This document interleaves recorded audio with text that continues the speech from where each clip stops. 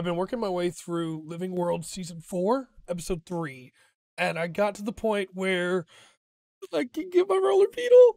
And so I dropped everything to just focus on getting that, and I've spent the last, 3 hours, roughly, getting my Roller Beetle, collecting footage and doing all that fun stuff. And honestly, I want to talk about the Living World Season 4 so far, but I'm not gonna in this video. I'm gonna save that for the review. And I want to talk about the mounts, but I'm gonna save that for once I have them all unlocked.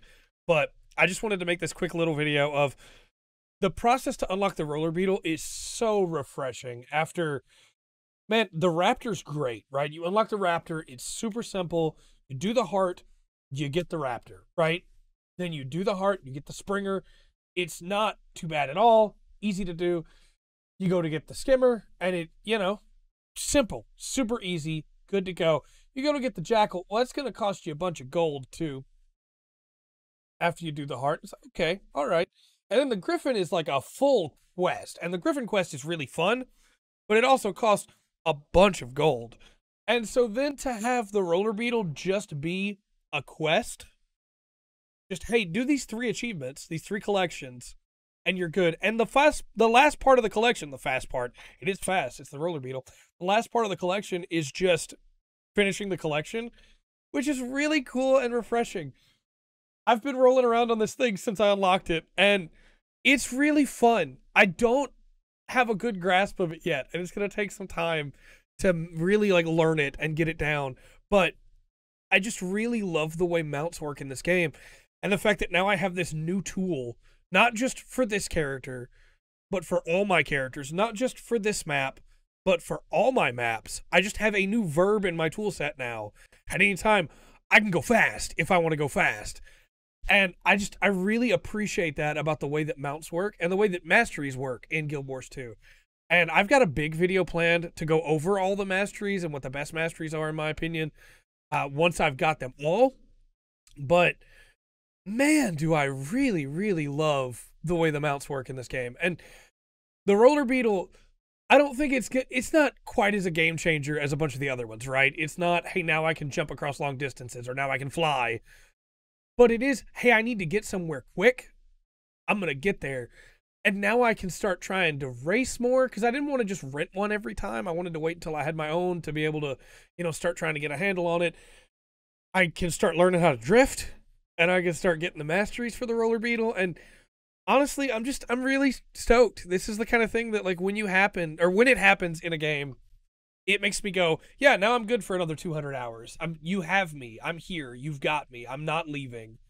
Not that I was going to leave anyway, because I'm really enjoying the story. But at the end of the day, the way that mounts roll out in Guild Wars as you slowly unlock them is really, really satisfying to me. I do wish that they weren't quite so mid-loaded. I wish, you get the Raptor now early as a new player, but I wish that you could get, maybe the Springer as well relatively early on, and then just, stretch them out. And because of that, I wish there were more mounts, but I don't know what new features you would add either. But I do want to talk about the quest for a little bit, because the quest, the collection, is really interesting. Most of it is done in Corna, which I really like.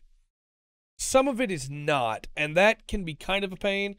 I got the first step unlocked yesterday, and I was so excited to unlock my Beetle yesterday, but I had a stream that night, and I needed to do a Leyline Anomaly, and I needed to do the Golem Mark II. And I said, well, okay, I'll just get up early this morning and do all of that stuff, and then complete the rest of the steps. And so as much as I wanted it last night, I did have to wait. There's a little bit of time gate in there, right? But it's not as bad a time gate as I expected it to be, honestly. And then the other ones were just, hey, go do these events here. Go do this part there.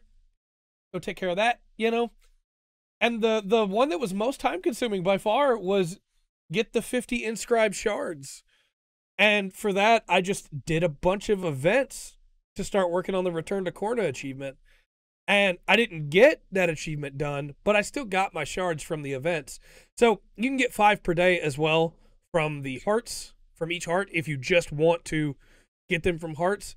But I really enjoyed that process of, hey, yeah, I'm just going to go run a bunch of events in Corna. And it helped me learn the map more. all of the way that Guild Wars 2 says, I have a huge video planned for Guild Wars 2 when I've done all of the story content. But all of the systems of Guild Wars 2 feed back into each other. Hey, you want this cool new mount? Awesome.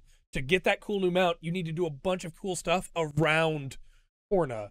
And if it had just been in Corna, I think it probably would have been perfect. I didn't mind going to other places, but I don't think that's necessarily intuitive, right? Even though the collection tells you, hey, you need to go do this thing.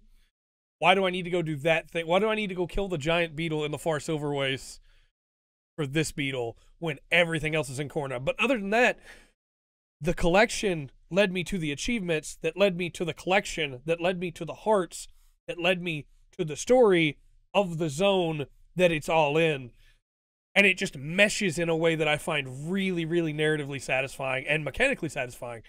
And I know that I've got the next one coming up to the Sky Scale, and I want my Sky Scale so bad. And I know that one's going to be time gated, and I know because I've been warned on that already, and I know it's going to be a little while before I get that.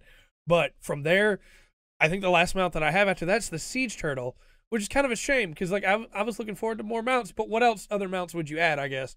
But at the end of the day, I find this to be such a cool system.